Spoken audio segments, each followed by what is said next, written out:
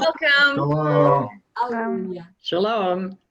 So, Okay, let's get started. well, let's do it. This is Yahusha's words. I must be about my Father's business. And that I references Yahusha as the wave sheaf, the first fruit.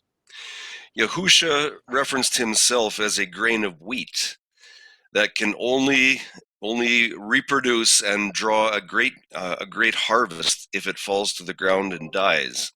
And that is what he did. He died for each one of us. He was the sinless first fruit, and we praise his name for that. Here's the baseline factor for this presentation. While the Julian calendar was in operation at this time, the temple was operating on what was called the lunar-based third calendar at the same time. The religious festivals were based on this lunar calendar.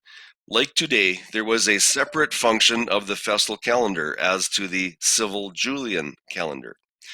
The Julian and the Gregorian calendars are incrementally different, and mainly the leap year days being placed within the 5 days of waiting after the scriptural 360 days.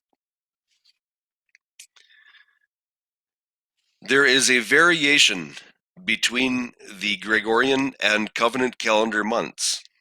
The covenant calendar first month begins about mid-March and ends about mid-April. The covenant calendar seventh month varies in the area of mid-September to mid-October. The covenant calendar ninth month varies in the area of mid-December to mid-January. So this variation depends on the structure of the variable Gregorian year.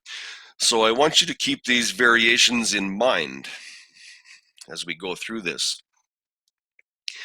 In this writing, we're going to learn how to account for time according to the Torah standard. A full time span cannot be counted as complete. Number one, if it begins part way into the time span. And number two, if the full time span is not completed to the full. Here's a day example. In other words, a full day is not counted as a 24-hour day if only 21 hours are accounted for. This is a fundamental principle that we see in the scriptures. And here's a note of importance. The temple festivals were operating strictly on a lunar calendar. The civil calendar was the Roman Julian calendar, and you will see the Gregorian calendar months in this study. It matters not whether the Julian or Gregorian months are used to delineate our recognition of designated time, as it was only the covenant calendar and the Jewish lunar calendar that have depth of meaning in this study. All historic documentation is given according to the Gregorian calendar, so that is what is used for our identification and recognition of time purposes only.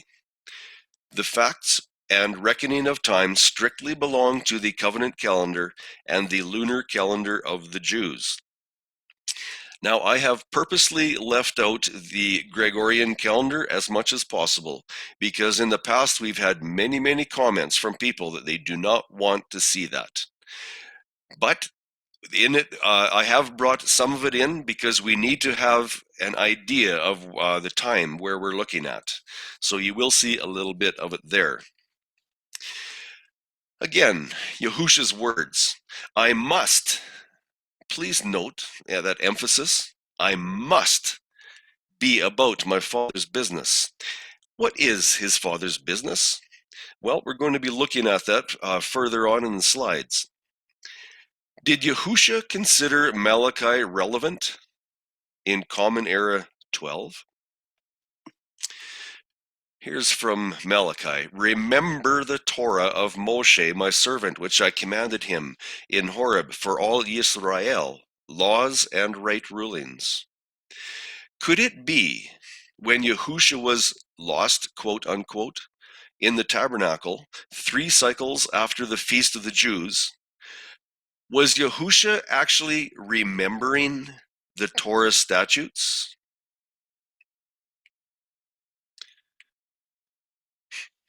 Luke 2:49. And he, Yahusha, said unto them, How is it that ye sought me? Wist ye not that I must be about my Father's business? And here's the interlinear scripture analyzer. This is the same verse. Please look into the box, the colored box. In the of the Father, of me, it is binding to be me. Please note this word binding. Could a statute of Yahuwah be described this way as binding? Is this what Yahusha was talking about when he said, I must be about my Father's business? Is this the reference that he's doing? So why the must in Yahusha's remark? I must be about my Father's business. What is his Father's business? Why Yahusha's compelling, heartfelt conviction? And why the reference as in binding? If there was only one question to be asked for this writing, it would be the first question. I'm going to read it again. Why the must in Yahusha's remark? I must be about my Father's business. This is the whole idea around this study tonight. This writing is making the claim that Yahusha was 12 years old in the 9th covenant calendar month, going into the year of Common Era 12. First, we will look at the circumstances of exactly why Yahusha should be 12 entering into Common Era 12. And then we will look at the years of his life up to his age at his death. This will be an overview only, and details will follow much later. Luke 1:39. And Miriam arose in those days and went into the hill country with haste to a city of Yehuda, and entered into the house of Zechariah and greeted Elisheva. And it came to be, when Elisheva heard the greeting of Miriam, that the baby leaped in her womb, and Elisheva was filled with the set-apart spirit. Yes, we're going to read this one more time. Only just A this time. And it came to be, when Elisheva heard the greeting of Miriam, the baby leaped in her womb. And I ask you, what important direct connection does this verse have to do with Luke 2:42? And when he was 12 years old, they went up to Jerusalem according to the practice of the festival. Please note that emphasis on the word practice. There is a reason for it. So there is a direct connection between these two verses and a direct connection between these two words. At 12, Yahusha was, after 3 days, doing what? Will Luke provide crucial timing assistance in determining the year that Yahusha was born? Will it also have an immense bearing on affirming his year of crucifixion? Luke 2:46.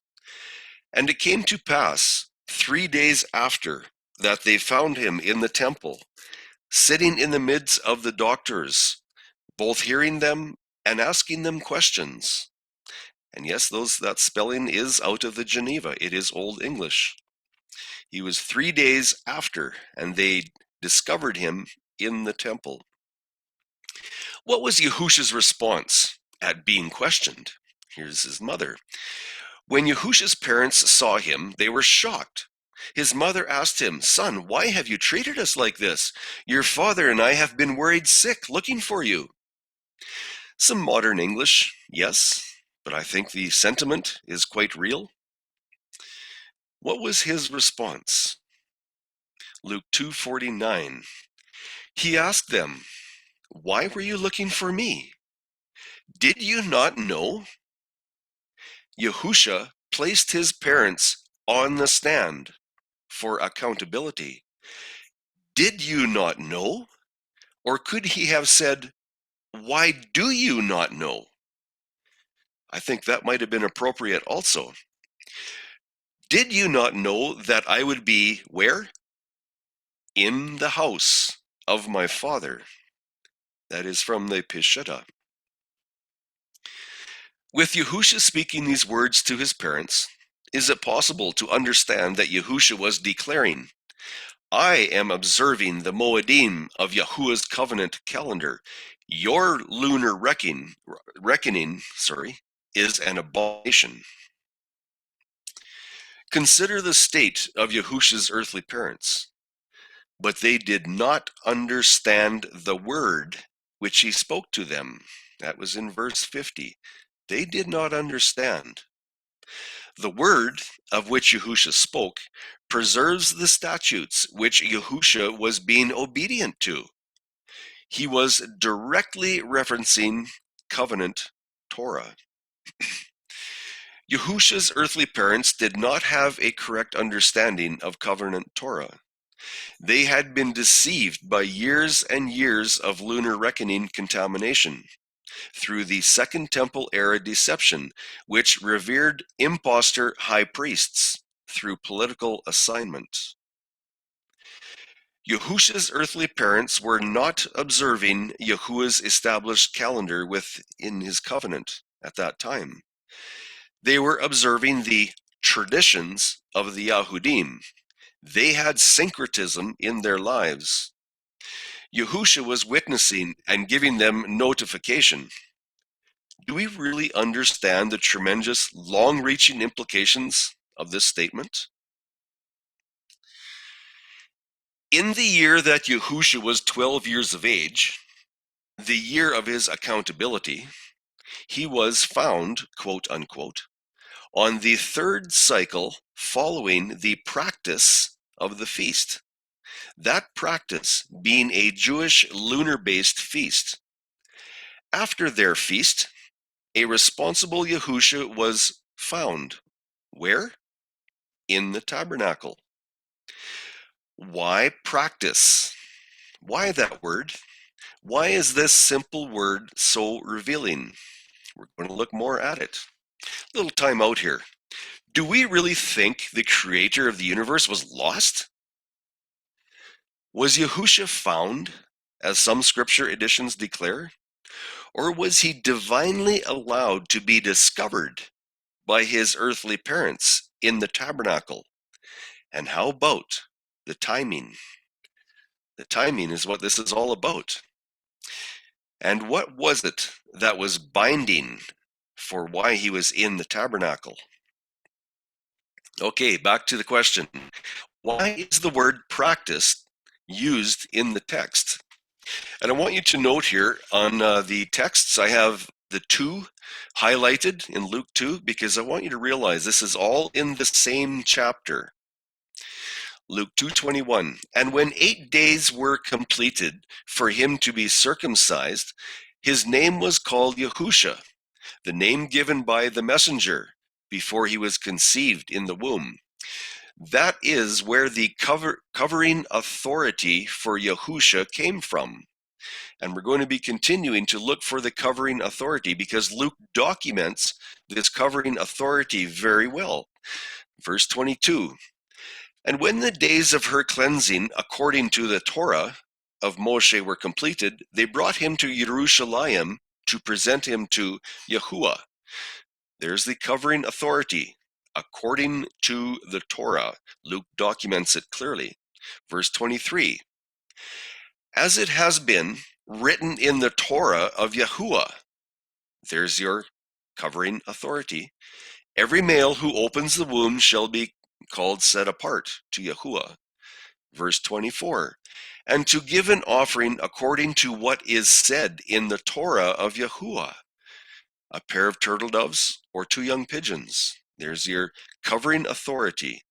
Luke documents it as Torah of Yahuwah. Verse 27, And he came in the spirit into the set-apart place. And as the parents brought the child Yahusha to do for him according to the usual practice of what? Practice of the Torah. Luke documents this clearly. He is making no mistake, and so that we have a perfect understanding. Luke 2:39. And when they had accomplished all matters according to the Torah of Yahuwah, they returned to Galilee, to their city Nazareth. Up to this point, Luke specifically recorded the divine authority which governed in Yahusha's life. Why then, in the same chapter, does Luke deviate from his style of documentation to bring us a totally different aspect of timing authority? Note again, this is in the same chapter, Luke 2, verse 41. And his parents went to Jerusalem every year at the festival of the Passover. Why the generic designation, the festival? What happened to the festival of Yahuwah? Where did that go? Why is Luke leaving that out? Why is there no mention of Yahuwah or the Torah as in the former verses? You realize that this still is in chapter 2. Is this just a simple oversight from Luke? Or is there a viable explanation? The practice of the festival?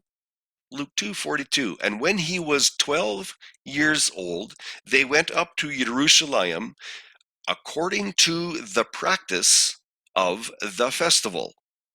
Very, very generic terminology here. What reason did the spirit of inspiration have to cause Luke to refrain from identifying either Yahuwah or the Torah as the governing authority for this particular feast? Who governed this particular feast? What is Luke pointing out to us? Will we listen or just nonchalantly skip over these blatantly specific choices of highly informative words? Will they go in one ear, out the other? Or will we allow them to bounce around inside for a while and think about them, contemplate them, dissect them? Let's have a look at them. Yes, we're going to read this again. In the year that Yahusha was 12 years of age, the year of his accountability, he was discovered on the third cycle, following the practice of the feast. That practice being a Jewish lunar-based feast. After their feast, a responsible Yahusha was found in the tabernacle. In the tabernacle. And here is a hyper important question. Does Yahuwah consider the moment of conception the beginning of life? Consider John's excitement in the womb when a newly pregnant Miriam visited Elisheva. And here's verse 41 again. And it came to be when Elisheva heard the greeting of Miriam that the baby leaped in her womb, and Elisheva was filled with the set-apart spirit. Life begins at conception. Yochanan knew that Yahusha's earthly life had already begun. That's why he leaped. He knew. Linking life begins at conception to Yahusha's 12th year. Here's a fact. Yahusha was 12 years of age when found 3 cycles after the Jewish Pesach. What year was that event? Please allow me to submit to you. Both Yochanan and Yahusha's age count began at conception. Now that's very different what we do here in the Western world, but that is the way it was done back in the Eastern area, or in that part of the country. Life begins at conception. Yochanan's first 12 Kodashim of his life starting at conception. Now, if you look down in the gray box, you will see the fourth Shane Kodeshim, or month, of the covenant calendar. Remember, covenant calendar months are not identical to Gregorian months, so please allow for some time variation in time span. Yochanan's conception was 18 months prior to Common Era 1. Here are the 12 Kodeshim of Yochanan. Passover in the first month of covenant calendar year. And Yochanan in his 9th month was birthed here on the first Kodesh, or the first month, just prior to Passover. This is documented in our scriptures very, very clearly when we go through the courses of his father, Zechariah. So Yochanan was birthed in his 9th month on the first Kodesh month, just before Passover. And we're going to take that information onto this slide. Yochanan birthed at 9 months here, just before Passover. Okay, and Yochanan completed his first year here at 12 months. That's when he turned 1.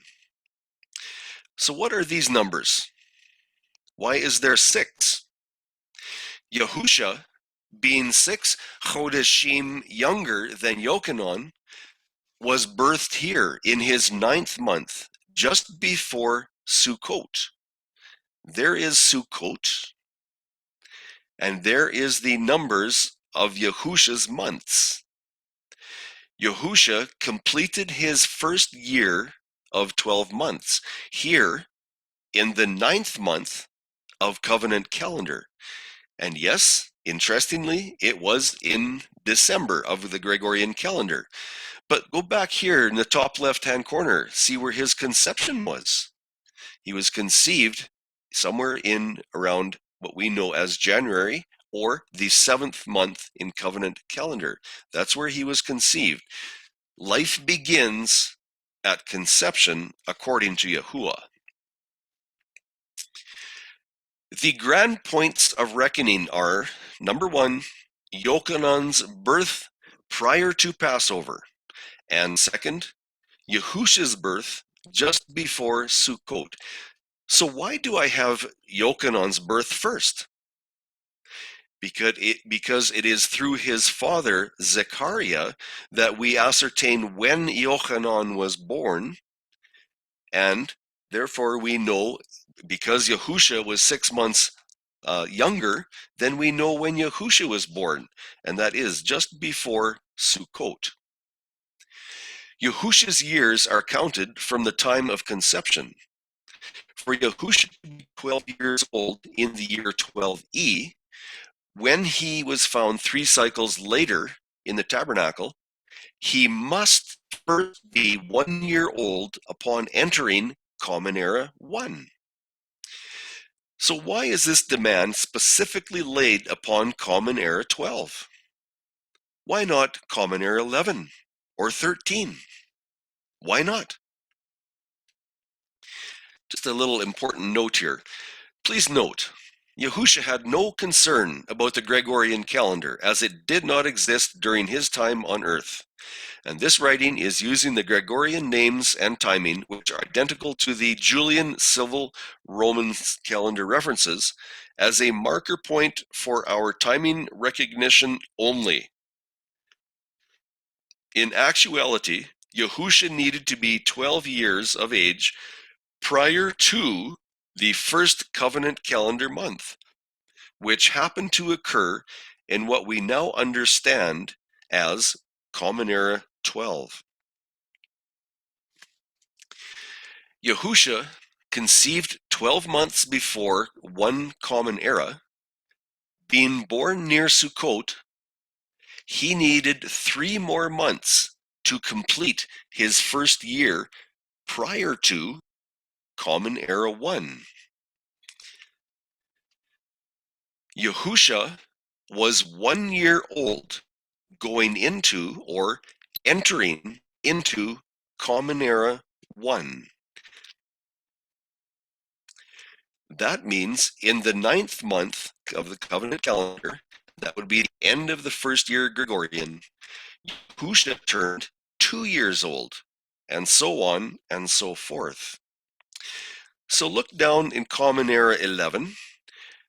If you go over to the right, at the end of the year, you will see that Yahusha turned 12 years of age at the end of Common Era 11. In Common Era 11, at the end of the Gregorian year, Yahusha completed his 12th year. Here's a special interest quote. Who was born in the year 1? The birth of Yahusha, as assigned by Dionysius Exiguus, I don't know if I said that right, but Exiguus, I'm hoping, in his Anno Domini era, according to at least one scholar. However, most scholars think Dionysius placed the birth of Yahusha in the previous year, 1 BC. Interesting. Very interesting. If Yahusha had been only 11 years old, entering 12 of the Common Era, how could he have been age 12 for Yahuwah's Passover? It was 12 of the Common Era when he was discovered, note this terminology, presenting himself before Yahuwah in the place which he chooses.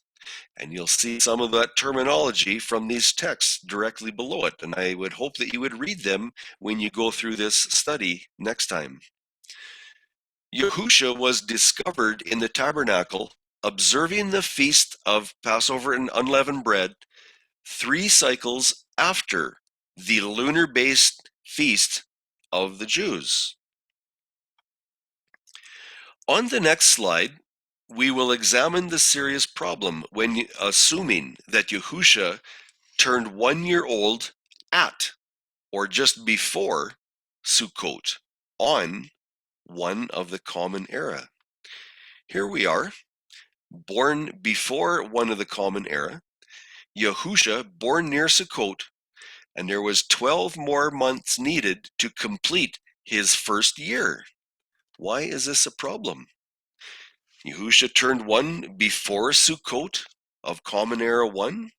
Well, let's move that forward. Let's go into Common Era 11. Yahusha was only 11 going into the year 12. Will this present a serious problem?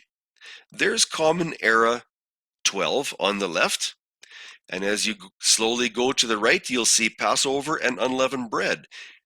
But Yahusha would not have been 12 years old yet, where we see the Passover and unleavened bread feast. He wouldn't have turned 12 until somewhere around Sukkot. That's where I guesstimated for the red oval that has 12 in it. Yahusha only achieved his 12th year here. Covenant calendar Passover was long gone at this point.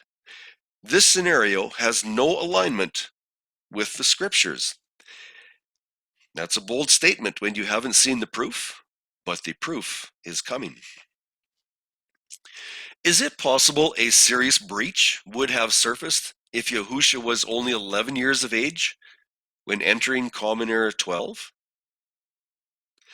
Why 12 of the Common Era? Why? What is so special about 12? Is there not anything special about Common Era 11 or 13? Why are these ones being singled out? The next step. Are there solid scriptural reasons for making these claims? On the next slide is the format of how this writing exposes the life of Yahusha. Please remember this format, as it will help your understanding in the slides to come. On the left, on this side, you will see the so-named Hebrew calendar, quote unquote, which is the lunar-based calendar of the appropriate area. The cycles of the week and the month and some dates also are listed. And I want you to note, the weeks are marked out by the seventh-day Sabbaths. And if I can't draw the lines across to the other side, because there'd be too many lines, but please note the seventh-day Sabbaths are in alignment with both calendars. We're keeping the weeks straight and even with each other. Common Era 12, transition, because the Tekufa causes the transition. The Gregorian year of the Common Era is written here. The transition of the Tekufa and its designated cycle of the week will be marked. Yes, its designated cycle of the week will be marked. This is very important. And here's our covenant count on this right-hand side. Over here is the covenant calendar with its Shana cycles of the month and dates. Let's do the comparison. And the question again, why was Yahusha in the tabernacle after the Feast of the Jews? Why? We will first be looking at Common Era 12 to determine why Yahusha was inside the temple 3 cycles after the Feast of the Jews. Then we will examine Common Era 11 and 13 to see why it is not realistic that these years, or that Yahusha in Luke 2 was discovered in the temple. So what is it about Common Era 12? We will view option A first, then return to option B for Common Era 12 towards the end of this writing.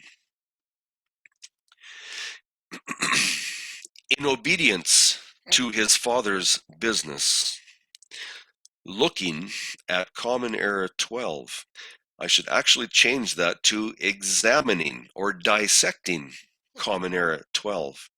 Let's look at this verse below, Luke 2:49.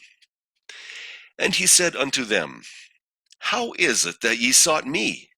Know ye not that I must be in my Father's house? Very interesting exclamation. Mark 5:17. Think not that I came to destroy the law or the prophets. I came not to destroy, but to fulfill. To fulfill. I must be in my Father's house. Is that fulfilling? Here we go. Now I need your attention. On the left, you will see marked out the Tekufa. It's in March 22 to be exact. And the Common Era year on the left is 12. You'll see that marked out in the box. This is the Common Era 12 for Yisrael. If you go to the bottom of this March chart, you will see the phases of the moon here. It's documented. It's a lunar calendar. That's why it's documented. Here is the conjunction. The conjunction means that the moon does not give off its light. It's in a position where there is no sunlight reaches the moon, hence a dark moon, and that is called a conjunction. So the conjunction, the dark moon, was on the 11th of March. You will see this throughout this study, and I carry this up here to the 11th of March, the conjunction. 2 days or 2 evenings afterwards, we have the Sliver Moon. The Sliver Moon is normally 2 evenings later, but it can be the 3rd evening later. I have witnessed that myself when I used to go searching for the Sliver Moon. It is inconsistent, and we're going to remark on that later. So here we have in March, March of 12, New Moonth Day, and I specifically named this Moonth Day so we know what calendar we're going after. Here is the Tekufa. See, if we look up here on the left-hand side, March 22, this is the Tekufa. So it's marked out here, March 22, Tekufa. What cycle of the week is it? It is on a third cycle of the week. This is ultra important for keeping our calendar straight. This factor is the common denominator between the calendars and has the essential importance of oxygen. And no, that is not an understatement. So we're going to take this information and we're going to put it into the next slide. And here is the Shanae New Year day on the 23rd, on the fourth cycle of the week. Let's have a look at it.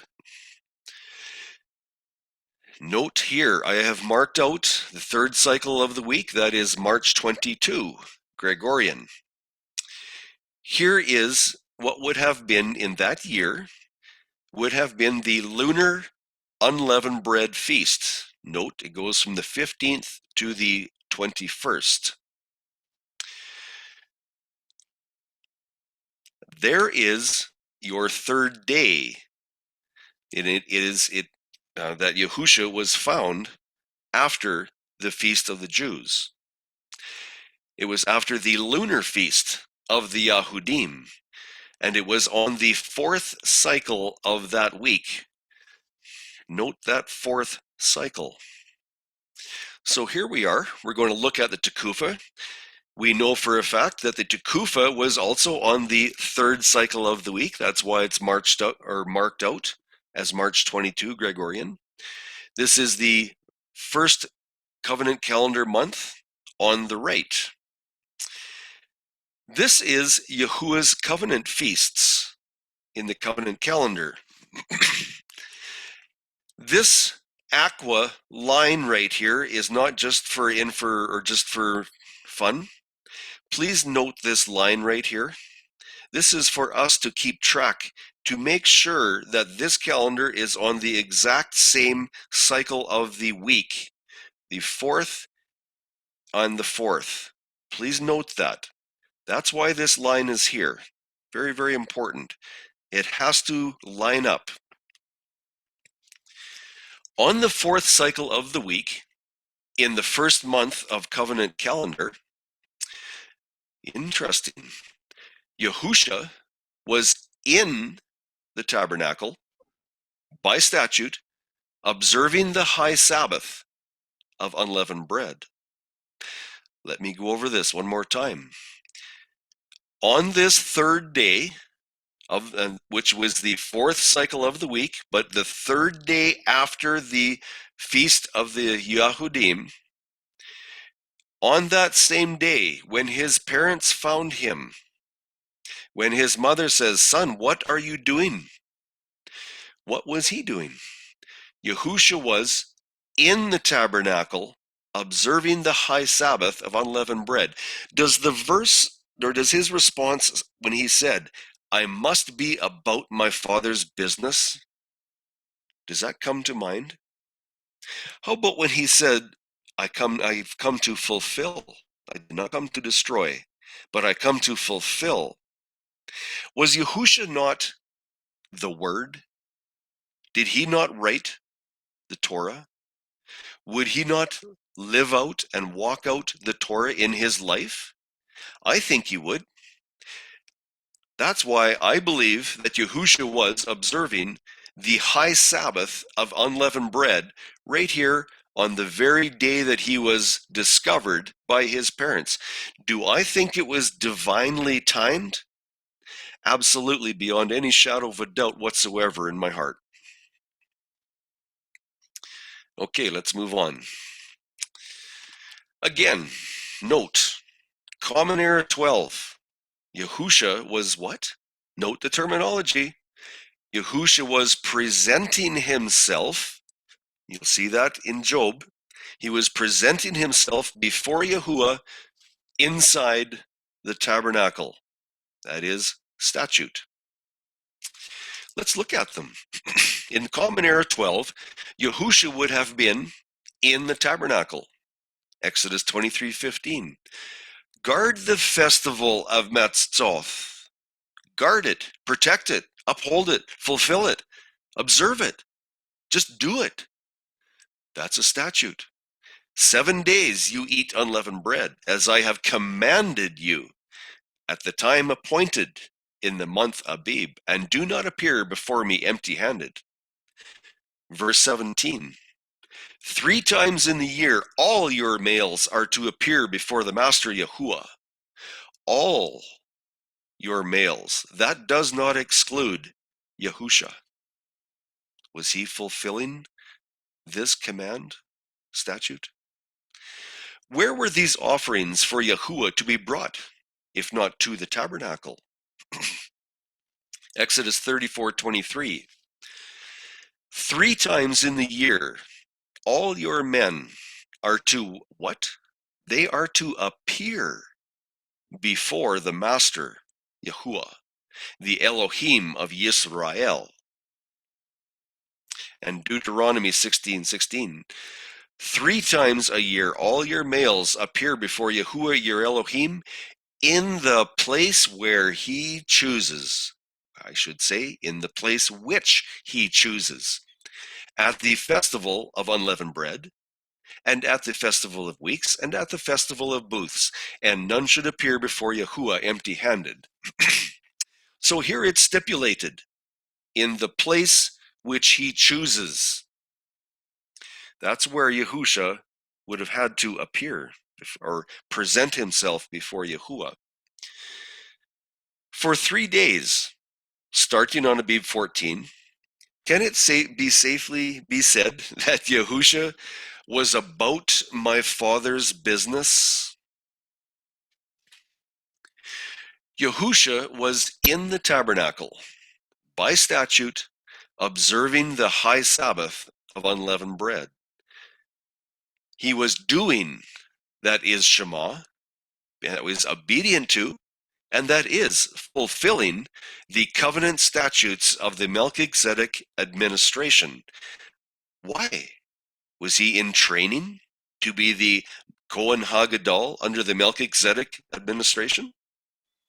A very lead-in question there. Is it any surprise that perfect alignment is exposed when we simply accept the words as Yahuwah preserved them? Now, how about this? The great sadness about Yahusha's earthly parents. What does Luke document? But they did not understand the word which he spoke. What was it that the earthly parents of Yahusha did not understand? Was it his audible language? Or was it Yahuwah's covenant calendar, which had previously been discarded? Consider this, Luke 11:52. Woe to you, learned in the Torah, because you took away the key to understanding. You did not enter yourselves, and those who were entering in you hindered. Now, if we recall and we go back to 700 BC with the sundial incident, it is after that the Tekufa system of reckoning time was discarded, and the Second Temple era adopted the lunar system of worship. So could it be here that the key to understanding was the Tekufa-based calendar, so that when we were on Yahusha's appointed times, we received the full and complete blessing? Why did they remove the Tekufa and adopt the lunar system? Why? Continuing on here. In this next verse, is it possible, or is it likely, that Yahusha was referencing the Tekufa Shanae-based covenant calendar? Is this possible? The 360-day year had been abandoned shortly after Hezekiah's sundial event. In direct defiance to Yahuwah, the lunar worship practice was officially adopted instead. Could this be why Yahusha declared in Matthew 23:15, "Woe to you, scribes and Pharisees, hypocrites, because you go about the land and the sea to win one convert, and when he is won, You make him a son of Gehinnom, twofold more than yourselves. Who is it that gives their allegiance to the moon? And why are we told to gather our doctrine there? Speaking to the scribes much later in his life, what reasoning caused Yahusha to speak these words? John 7:19. Remember, timing was the context. Did not Moshe give you the Torah? Yet not one of you does the Torah. Not one. Why do you seek to kill me? Because he was observing the covenant calendar. He was observing the correct time, and they did not like it. How about the dawn to dawn Sabbaths? Yahusha was from Galilee. He was observing dawn to dawn, and they did not like it. Why do you seek to kill me? Very, very clear understanding when we look at the times he healed on the Sabbath. When he healed on the Sabbath day, they wanted to kill him. Yet after sunset, there was whole villages brought to him, and he healed them, and there was not a problem. Yet not one of you does the Torah. Why do you seek to kill me? And yet I am hammered with the idea that salvation is of the Jews. What is the correct translation and understanding? Could it be pointing us to the geographical Yehuda or Judah instead? Did not Yahusha come from the region of Judah? Isn't that where he was originated from? Salvation is from the geographical area of Yehuda. Consider these words of Yahusha, for I say to you that unless your righteousness exceeds that of the scribes and Pharisees, you shall by no means enter into the reign of the heavens. Consider the statements found in these verses below, then carefully ponder from whom you accept doctrine. And you will need to go over these when you study this study one more time. Now it is time to view Common Era 11. Let's see if Common Era 11 can match or deliver better reasoning than Common Era 12.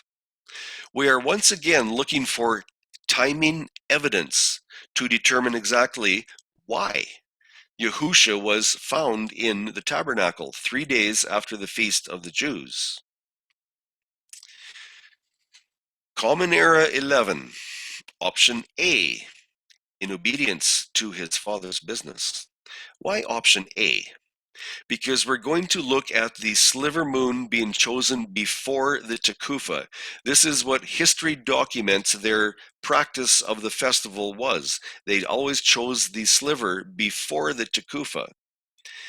And it's the documentation is there, it's recorded, and it is proven that in this era they were choosing the Sliver Moon before the Tekufa. On your left, Common Era 11, March 23. That's when the Tekufa occurs. Here's the lunar-based chart for the months of the year 11 for Yisrael. Down here, we see the conjunction, the dark moon again, on the 21st. That's our conjunction. 2 evenings later is the Sliver Moon. And the next morning, new moon day. Here is the Tekufa, and it is on the second cycle of the week, March 23. Second cycle of the week. Remember, we need to line this up. Huge importance for comparison alignment purposes. And the next one is a Shana New Year day. Let's take this information and place it on a lunar chart. New moon day. That is February 24. I have that marked with the yellow highlighted one. The lunar month begins here, and the March Gregorian month begins here. I have that highlighted in I don't know what color that is. Maybe it's an aqua color in their sea green in number 1 there. That's where March begins. These are here for our timing, location, recognition purposes only. And you'll see down at the bottom, I have March 23 marked out. On the second cycle, that is the Tekufa, the cycle of the Tekufa. On your right is the covenant calendar chart. And you see the cycles of the week line up. Very, very important. That's the reason for this aqua colored line. We need to make sure they line up. And this slide is specifically to expose the new moon day location in relation to the Tekufa. And I did this because it's quite a ways in front of the Tekufa, just so we know where it is. Okay, let's take this information on the next slide. Again, marked out here in yellow, 15 to 21, is your lunar unleavened bread feast of the Yahudim. Here is your 3 days that his parents were traveling away and then back to find him. This third day, which happens to be on the 5th cycle of the week, and it was after the lunar feast of the Yahudim. Was Yahusha discovered here? Please note what day of the year or what cycle of the year it was. 361st day of the year. Interesting. Here is your Tekufa. Make sure that red line marks up the proper cycle. Second cycle to second cycle. It's correct. Let's continue. Is there anything about the 361st cycle of the year that could cause Yahusha to be about my Father's business in the tabernacle?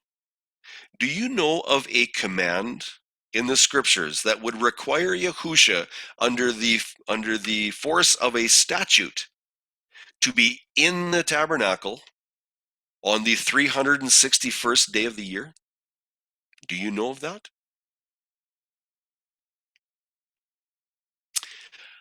I don't. So we're going to move on to option B.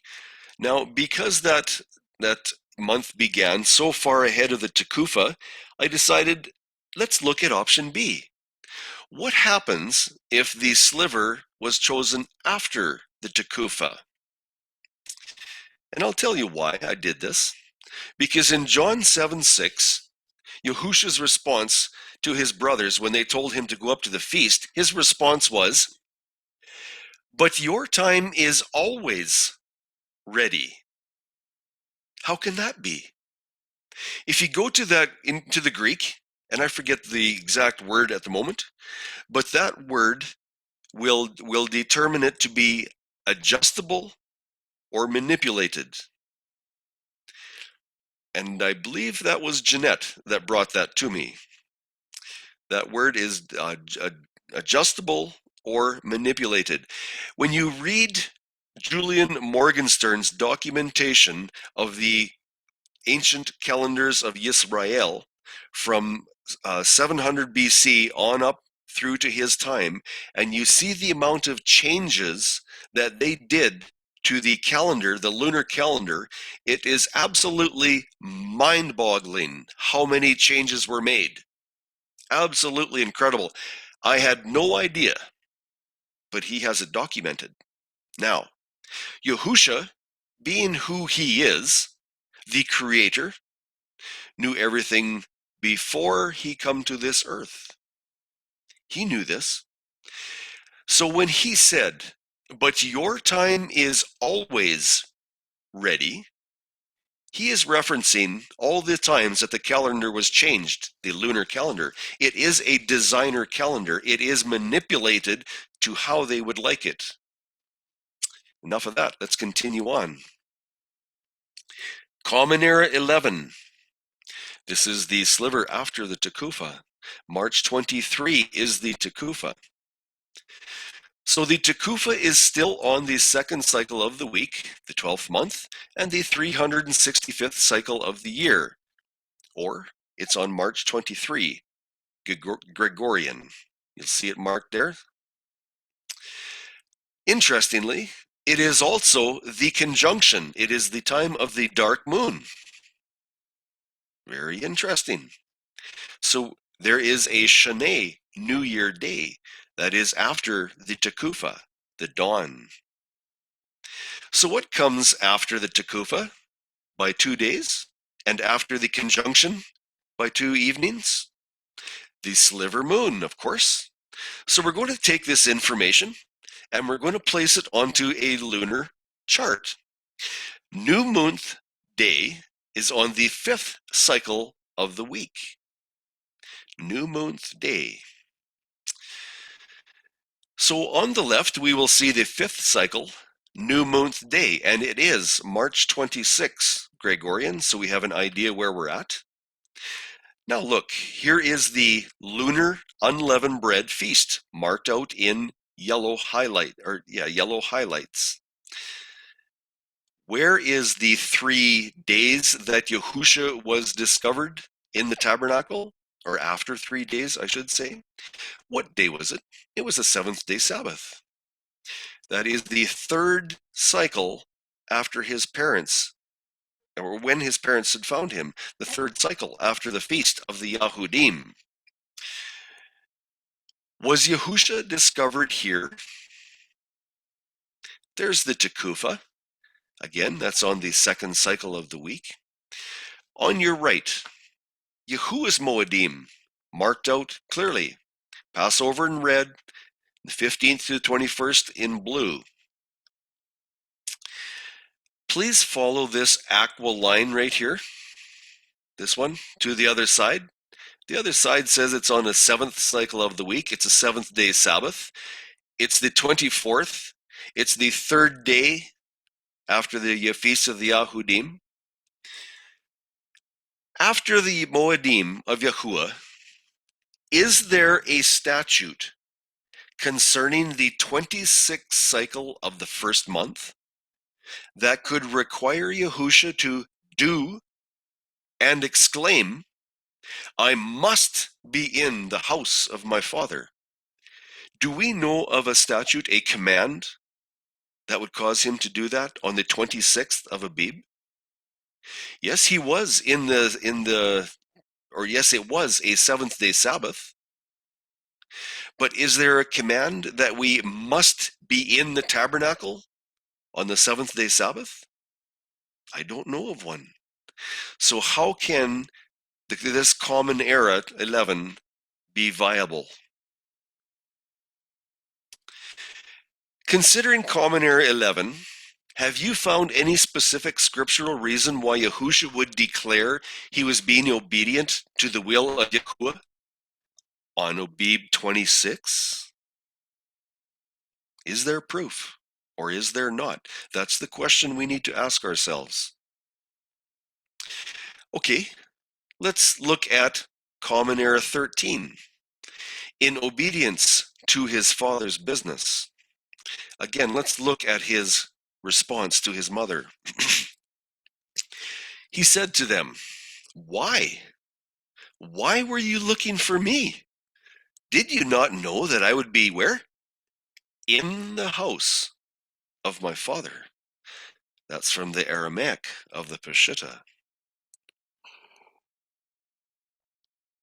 On your left, Common Era 13, Tekufa, March 23. Let's look at it. Here is the 13th year for Yisrael.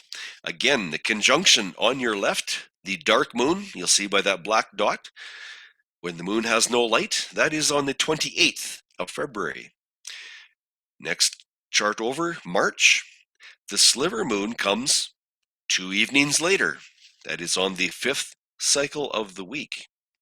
And the next morning is New Moon Day, according to the lunar calendar. As documented by Morgenstern and proven, the Sliver Moon prior to the Tekufa was chosen in this era as the beginning of their new year.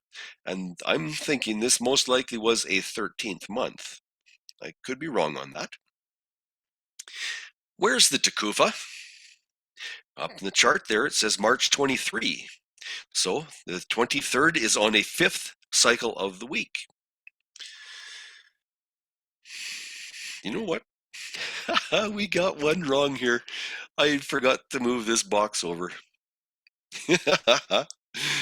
Oh, well, can't win them all. Let's continue on. The Shanae New Year Day. Common Era 13 transition. Let's look at it. New Month Day. This is the first lunar month. Here is the lunar unleavened bread feast.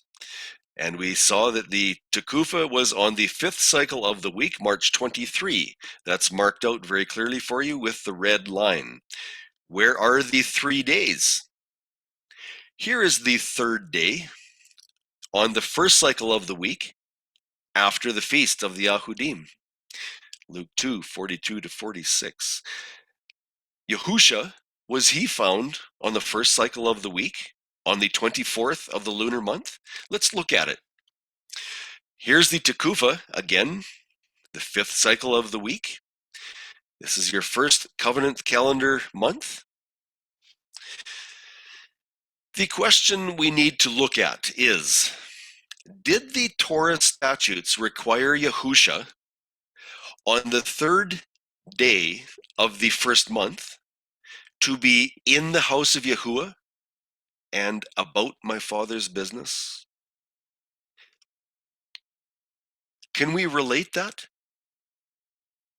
Does this work? Is there a reason to consider Common Era 13 as the year that Yahusha was in the tabernacle when his parents found him at 12 years old? Personally, I can't see it. Not on this year. Okay, moving on to the next step of this journey. At the end of the Gregorian year, Yahusha would turn the next year's number. Yahusha would complete his 14th year in the 9th month of covenant calendar, and that would be in December of the Common Era 13. So at the end of the year, he is one number higher than the year. Does this time reckoning align with Yahusha's crucifixion? Here is the numbers and the years. If you look down at the bottom, in the year 28, Common Era 28, Yahusha turned 29 at the end of that year. At the end of 30, Common Era 30 that is, Yahusha completed his 31st year. In the year 31, Yahusha was 31 years old. And what happened? At Passover, in the Common Era 31, Yahusha died at 31 years of age. He was still a lamb of the first year. He had not yet accomplished his 2nd year of ministry. He was a lamb of the first year. Remember, Yahusha did not stay on earth until the 9th month, covenant calendar, where he would have then turned 32 earthly years. What is it about this lamb of the first year? Remember, Yahusha said, I did not come to destroy, but I come to what? I come to fulfill. So let's read this. This is the command for the Passover lamb. Your lamb shall be without blemish. Well, he fulfills that quite well. A male, he fulfilled that quite well. A male of the first year. There it is. A male of the first year. Yahusha was still a lamb of the first year. And ye shall take it out from the sheep or from the goats. So that statute is accomplished. A final review. Let's have another look at Common Era 12. But this time we will view option B. Note the mocking moniker applied by sailors to the inconsistent characteristics of the moon. What if the drunken sailor waited to appear on the third evening after the conjunction? And the drunken sailor, I'm declaring the moon, and that will be in naming the Sliver Moon. What if the Sliver Moon waited to appear on the third evening after the conjunction? Will this make a significant change in favor of the lunar calendar for Common Era 12? Will that remove the validity of Common Era 12? What would have changed? Only the cycle of the week upon which they started the lunar month. And number two, consequently, the cycle of the week that Yahusha appeared in the tabernacle will change, or had been changed. So, will this eliminate Common Era 12? Let's look at it. Again, March 22 on your left is the time of the Tekufa. The year is Common Era 12. But now, this Sliver Moon is now spotted on the third evening after the conjunction. You'll see it there on the 14th, right here. The rest of the information, the Tekufa and the Shana New Year Day, stay the same. The conjunction stays the same. It's just that the Sliver Moon is now on the third evening. And New Moon's Day is on the morning of the 15th. Let's put this onto a lunar chart and see what happens to our Savior. New Moon's Day is now on the third cycle of the week, the 15th of March. Okay, here we are on the left, your lunar calendar, March 22 Tekufa, third cycle of the week, marked out so we understand where we're at. Here's the lunar unleavened bread feast, again, marked out in yellow. There are the 3 days that Yahusha was AWOL, according to his parents. It is the third cycle after the lunar feast of the Yahudim, and is now the fifth cycle of the week. The fifth cycle of the week. Please follow this aqua line over here. Here is Yahuwah's covenant Moedim. Interesting. I think by now you know exactly what's going to take place. Yahusha had been in the tabernacle by statute, observing the moed of unleavened bread for 2 cycles. So once again, if the Sliver Moon was chosen on, or was spotted on, the third evening, then Yahushua was still in the tabernacle. He was still observing the feast. He was still fulfilling the Torah. He was still obeying his Father. He was the perfect lamb. He was the sinless first fruit, the grain of wheat that died for us. Yahusha, the living word, was most certainly fulfilling the covenant calendar statutes of Yahuwah. He was living out the Torah in real time. When he responded, "I must be about my Father's business," Yahusha revealed his absolute commitment to the blood-ratified covenant calendar. Next, we're going to jump ships. We have learned how to count in a different way set by Yahusha's life example. Shall we keep going? Starting at creation, what was the design of counting the cycles? Or better worded, at what point was the first 6 cycles of creation declared a full and complete 24 hours? Was it at the beginning of the light season? Was it just near the Erev mixture of the evening?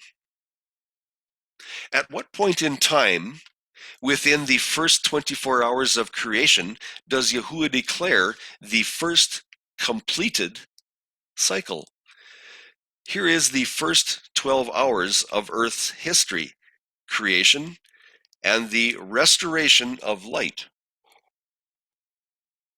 There is a picture of the light season where the restoration of light occurred. Yahusha, who is light, he withdraws, and that initiated the arrival of Erev, and that is the evening mixture, which is light being overtaken by the darkness. Did Yahuwah declare this a completed cycle yet? No. So what happened to sunset to sunset? Where did that come from? Interestingly, Julian Morgenstern has it documented very, very well. When the Second Temple era adopted the lunar system of reckoning, the sunset to sunset held its hand and had to follow, because they go hand in hand, they are partners. But here, Yahusha and Yahuwah did not declare this a completed cycle yet. There was not 24 hours yet. So let's look at it. We now need to consider the word seen in Genesis 1:5. And that word is morning, and it is boker. And there was evening, and there was morning, one day. Here is the full 24 hours of cycle number 1. Creation and the restoration of light, we saw that. Yahusha, the light, withdraws. When he withdraws, that allows the arrival of the Erev evening twilight mixture. There was evening. Night passes. Nothing happens. It was the Leil, was the acceptable night darkness, and it passed by unannounced. Why? Nothing occurred in the night darkness. And there was morning, Boker, day 1. And as Eric Bissell would say, day 1, done. Day 1, completed at dawn, 24 hours. It was not counted as day 1 before that. 24 hours had to pass by before it was accounted for. Point. In terms of counting, this was the pattern set by Yahuwah for all the cycles of creation. Yahuwah did not account for a partial cycle. So let's look at Yochanan, where he was birthed again, and this counting pattern. Yochanan, birthed here at 9 months, just before Passover. There's his later months. Yochanan completed his first year here at 12 months. Now come the interesting circles, ovals.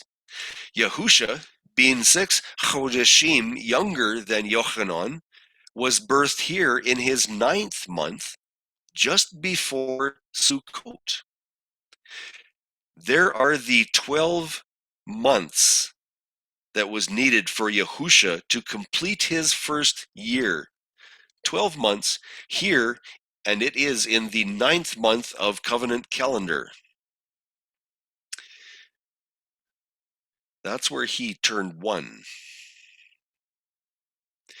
Yahusha completed his first year in the 12th month, starting from conception. Starting from conception, because life begins at conception. Yahusha, conceived 12 months before one of the common era, was born near Sukkot. He completed his first year prior to common era 1. At the year common era 1, Yahusha was already 1 year old, going in or entering into common era 1. He was not considered 2 years old entering into common era 1. Time has to be completed before it is counted.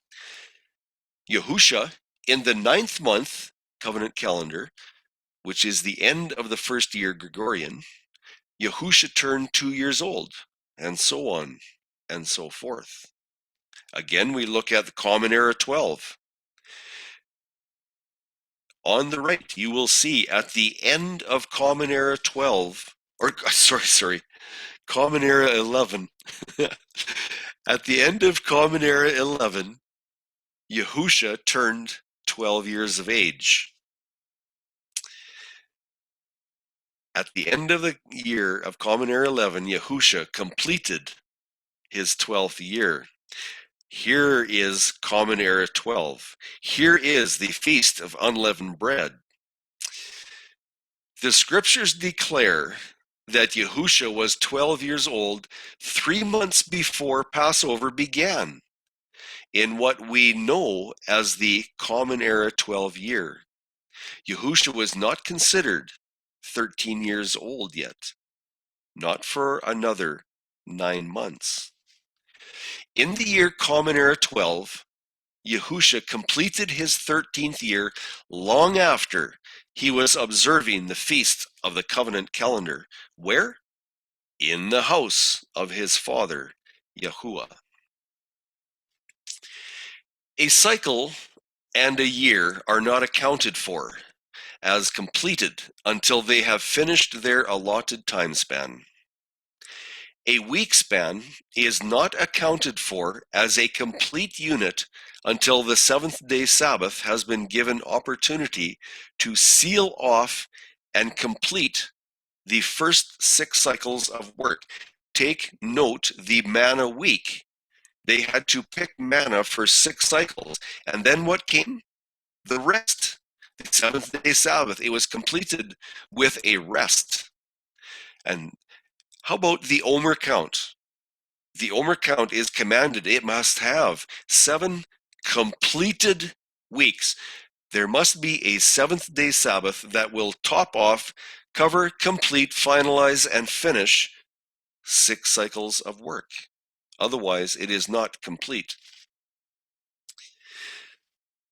What about the year of Yahusha's death and his age? Again, just one more time so we understand it. Common Era 31. Yahusha was already 31 years young. He had completed that in the year of 30 at 12 months. Passover, Common Era 31. Yahusha died at 31 years of age. He was still a lamb of the first year, and he had not yet accomplished his 32nd year. Yahusha would not have completed his 32nd year until 9 months after his crucifixion. Point. Time must be given a full space for completion before it can be accounted as a whole unit. At this point, I would like to bring your attention to Luke. Remember the men on the road to Emmaus? Yahusha is talking to them as they're walking along the road, and the men are saying, Where were you? And they explained to him what happened. And he said, and they said, and this is but the 3rd day since it all happened. Yet this was the first day of the week. What were they referencing? What if they were understanding this type of counting, and they understood that Yahusha had been put in the tomb at dawn? What if they started counting from that 5th cycle morning, which is a Thursday in pagan terms? That would be the Thursday, Friday, and Sabbath in pagan terms. There's 3 spaces of 24 hours, and they were now walking on the first day of the week, but it had not been completed. They were not at dawn. It was just into the afternoon, into the late afternoon, and when they arrived at Emmaus, it was at evening. So it could not be counted as the 4th day. So by the scriptural exposition, it was absolutely, indeed, the 3rd day since all these things happened. And that's what the men of Emmaus said. Really, What has been the need of this last exercise? This has been laying a scriptural foundation for calculation of timelines for future studies. That foundation is: time must be fully allowed its predetermined time span to be accounted as a whole unit. This is the end, or is it just the beginning? This has been a most basic outline of the life of Yahusha, and there is so much more to go. I want to thank you from my heart for giving me your time and your ears and listening to what I have to say. I appreciate it, and I really hope that Yahusha has blessed you with this.